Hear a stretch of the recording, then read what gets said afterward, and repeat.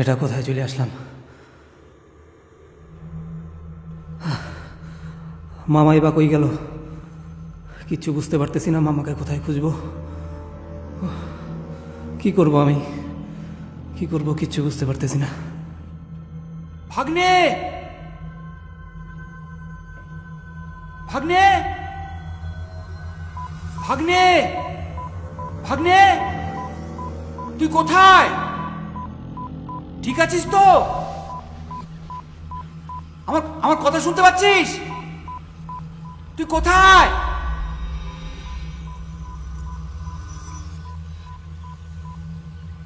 এটা মামার গলা মনে হইতেছে না? এটা তো মামা। মামা, মামা কই তুমি? মামা আমি নিচে চলে আসছি। মামা, মামা আমার আমার কথা শুনতে পারতেছ? মামা, মামা তুমি কই? ভাগ্নির গলা? তুই তুই ঠিক আছিস তো?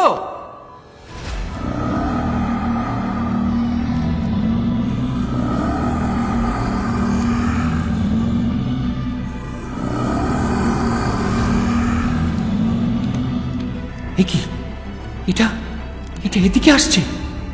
এখন এখন আমি কি করব? কোথায় পালাবো? পালানোর তো কোথাও জায়গা নেই। মামা তুমি কই?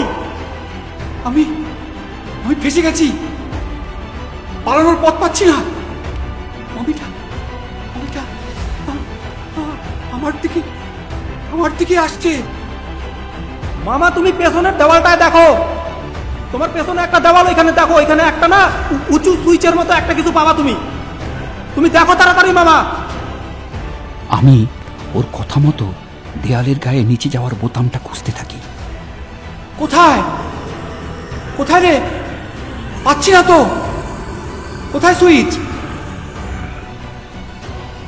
মামা তুমি একটু ডান দিকে দেখো, ওইটা দেওয়ালেরই একটা অংশ, বুঝলা? তুমি ডান দিকে একবার দেখো, তুমি ঠিক পাবা, তুমি ঠিক পাবা মামা। কোথায় কোথায়?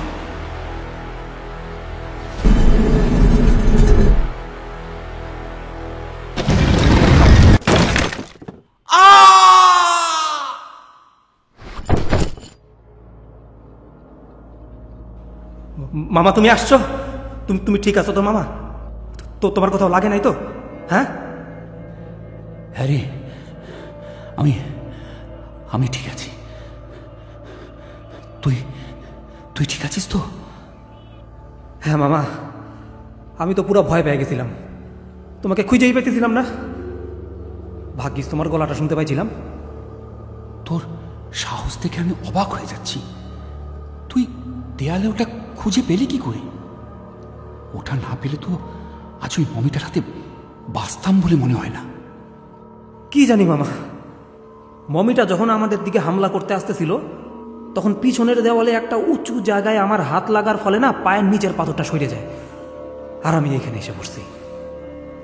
উফ, বিশাল বাঁচলাম, কিন্তু এটা কোথায় এসে পড়লাম রে? আমরা চারিদিক দেখতে থাকি। ততক্ষণে দেখি ডিভাইসের বিপ বিপ শব্দটা আরো বেড়ে গেছে।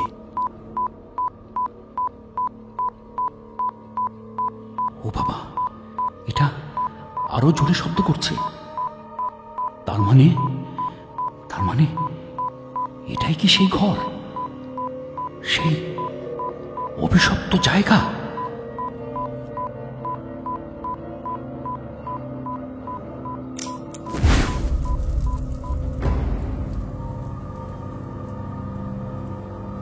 কোন ঘর মামা? আর কিসের অভিশাপ? রাজা সিন্দ্রিয়ার কবরস্থান, তারই অভিশাপ। কে এই রাজা সিন্দ্রিয়া মামা? তুমি তো আমাকে কিছু বলনি। আর কিসের এই অভিশাপ? রাজা সিন্দ্রিয়া, যাকে একটা সময় মনে করা হতো ঈশ্বরের দূত। প্রবল প্রভাব প্রতিপত্তি ছিল তার। বিশাল সাম্রাজ্য করার স্বপ্ন দেখেছিলেন তিনি। কিন্তু কিন্তু কি? পরে তার মনে অমরত্বের বাসনা জেগে উঠেছিল। আর সেই কারণেই কালো জাদুর আশ্রয় নেন এবং তার মনটাও ক্রমশ কালো হয়ে যেতে থাকে। অনেক মানুষের প্রাণ কেড়ে অমর হওয়ার বাসনায়, কিন্তু এই পাপ বেশি দিন চলে না। শেষে নিজের জালে নিজেই ধরা পড়েন এবং নিজের ভুল বোঝেন, কিন্তু ততক্ষণে অনেক দেরি হয়ে গেছিল। কি হয়েছিল মামা তার সাথে?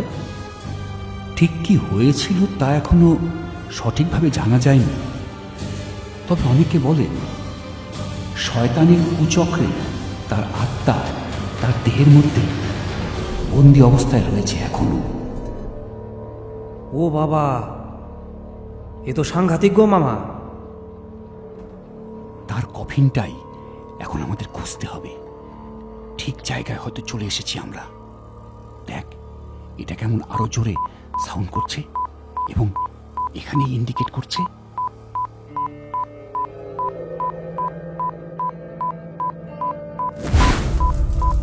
চলো মামা, খোঁজা যাক। এই কফিনেই হয়তো আমরা গুপ্তধন পাইতে পারি। কি বলো মামা? কিন্তু ব্যাপার হচ্ছে, এত বছর পর কফিনটা কি আদৌ থাকবে? ভালো করে দেখ আশেপাশে কোথাও কিছু পাওয়া যায় কিনা। এই বলে আমরা সেই ঘরের চারপাশটা দেখতে শুরু করি। হঠাৎ ঘরের ঠিক মাঝখানে হাতের ডিভাইসটার মতো একটা জায়গা মৃন্ময়ের চোখে পড়ে।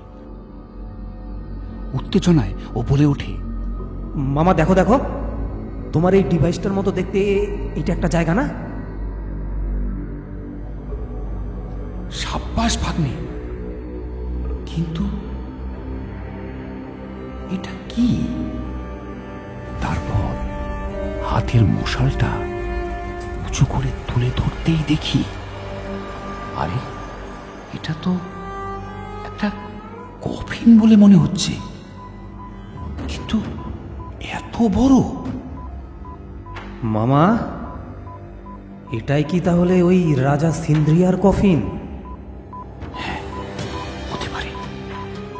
তোমার হাতের ওই জিনিসটা একবার এখানে লাগাই দেখবো নাকি মামা?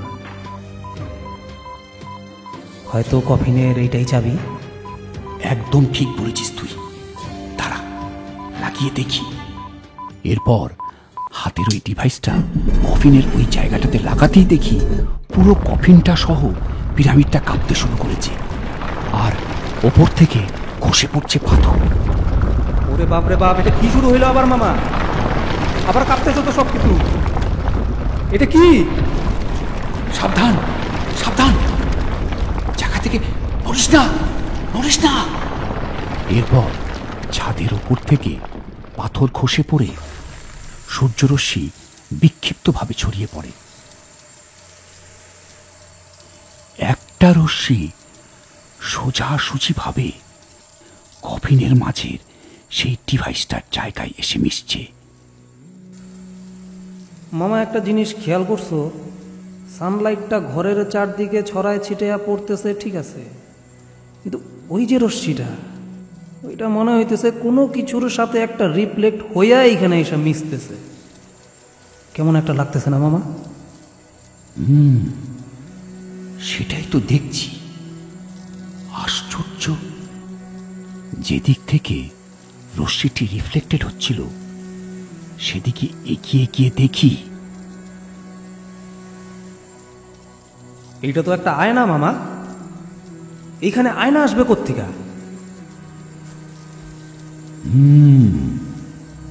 আয়নাই বটে। প্রাচীনকালে মিশরীয়রা আয়নার মধ্য দিয়ে বিভিন্ন কালা জাদুবিদ্যার চর্চা করত। এমনকি আয়নাতেও নাকি আত্মাকে বন্দি অবস্থায় রাখা যেত। কি সাংঘাতিক কাণ্ড মামা! তাহলে আমরা এখন কি করতে পারি? এই ঘরের চারিদিকে দেখতো আরো কোনো কিছু, মানে আয়নার সন্ধান পাওয়া যায় কিনা। মামা, দেওয়ালের ওই পাশেও না ঠিক এইরকমই সেম আরেকটা আয়না আমি দেখতে পারছিলাম মনে হয়, কিন্তু অন্ধকারে ঠিক খেয়াল করতে পারিনি। ওর কথা মতো ঘরের অন্যদিকে আমরা এগিয়ে গিয়ে দেখি সেখানেও একটা আয়না রাখা। তার মুখ সূর্যরশ্মির দিকে ঘোরাতেই সেখান থেকে আলো রিফ্লেক্টেড হয়ে কফিনটার সেই জায়গাতে গিয়ে পড়ল, আর সাথে সাথেই সেটা যেন নড়ে উঠল। মামা দেখো, কফিনটা নড়ে উঠলো না মনে হইল? তার মানে ঠিক পথে এগোচ্ছি আমরা। এরপর ঘরের আরো দুই দিকে রাখা আয়নাগুলো ঠিক পজিশনে এনে রাখতেই সূর্যরশ্মি সে দুটোর থেকে রিফ্লেক্টেড হয়ে কফিনের সেই জায়গাতে গিয়ে মেশে, আর শেষ রশ্মিটি কফিনে গিয়ে পড়তেই সেটি অসম্ভব নড়তে শুরু করে। ভয়ে বিস্ময়ে হতবাক হয়ে যাই আমরা। মামা দেখো, চুপচাপ দেখে যা ভাগ্নে। এরপর কফিনের ঢাকনাটা খুলে যায় ও একটা সাদা আলোর ছটায় পুরো ঘর ভরে ওঠে। সেই আলোয় আমাদের চোখ বন্ধ হয়ে আসে। তারপর দেখি কফিনের ভেতর থেকে বেরিয়ে আসে একজন রাজার সোল। আস্তে আস্তে সে ওপরের দিকে উঠে যাচ্ছে। মুক্তির আনন্দ লেগে আছে তার মুখের হাসিতে। আর তারপরেই বহু বছর হলো আমি এখানে বন্দী। কালা জাদু আমার জীবনটাকে নরকে পরিণত করেছিল। এই সব আয়নাতেই বন্দি করে রেখেছিলাম অনেক মানুষের আত্মাকে। তাদের অভিশাপেই আমি আমার দেহের মধ্যেই বন্দী হয়েছিলাম। আমার মুক্তির একমাত্র উপায় ছিল এই সূর্যরশ্মি। আজ এত হাজার বছর পর তোমরা আমায় মুক্ত করলে। আমি তোমাদের কাছে চিরকৃতজ্ঞ থাকব।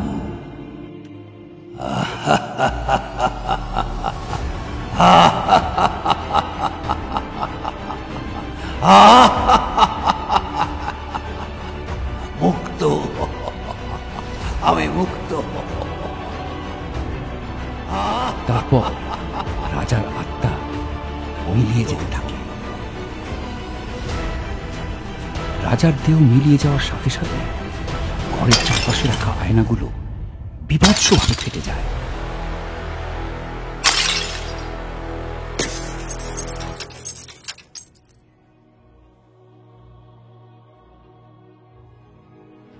তারপরে ঘরে নেমে আসে এক অদ্ভুত প্রশান্তি। হালকা সূর্যরশ্মি চারিদিকে ছড়িয়ে ছিটিয়ে পড়ছে। আমরা ধীরে ধীরে কফিনের দিকে এগিয়ে যাই। মৃন্ময় বলে, মামা মামা ওটা কে ছিল? রাজা সিন্দ্রিয়া? তাই তো মনে হচ্ছে। তার আত্মা আজ এত বছর পরে মুক্তি পেল। মামা চলো তো দেখি, এত বড় কফিন যদি কিছু পাই গুপ্তধন ওখানে।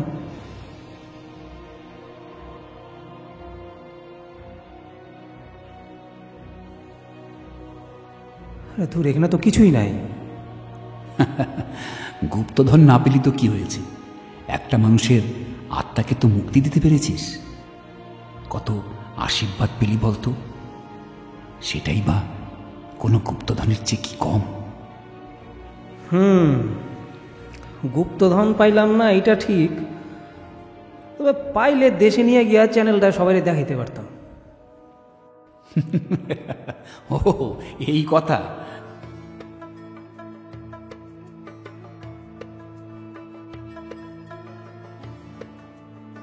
আচ্ছা, এই তোর খিদে পায়নি? হ্যাঁ তা তো পাইছে, কিন্তু এখন আমরা কোথায় যাব বলো তো মামা? আগে তো বেরোই চল। এখান থেকে বেরিয়ে সরকারকে এখানের বিষয়ে কিছু তথ্য দিয়ে তারপর দেশে ফিরতে হবে।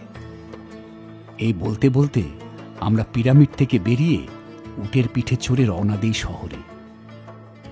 এরপর দেশে ফেরার পালা। আমাদের ভিডিওগুলো যদি আপনাদের ভালো লেগে থাকে অবশ্যই চ্যানেলটিকে সাবস্ক্রাইব করবেন, লাইক, কমেন্ট এবং শেয়ার করবেন।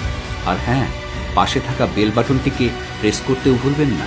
তাহলে আমরা আপনাদের জন্য নিয়ে আসা ভিডিওগুলোকে সঠিক সময়ে আপনাদের কাছে পৌঁছে দিতে পারব। দেখা হচ্ছে নতুন কোনো ভিডিওতে। ধন্যবাদ।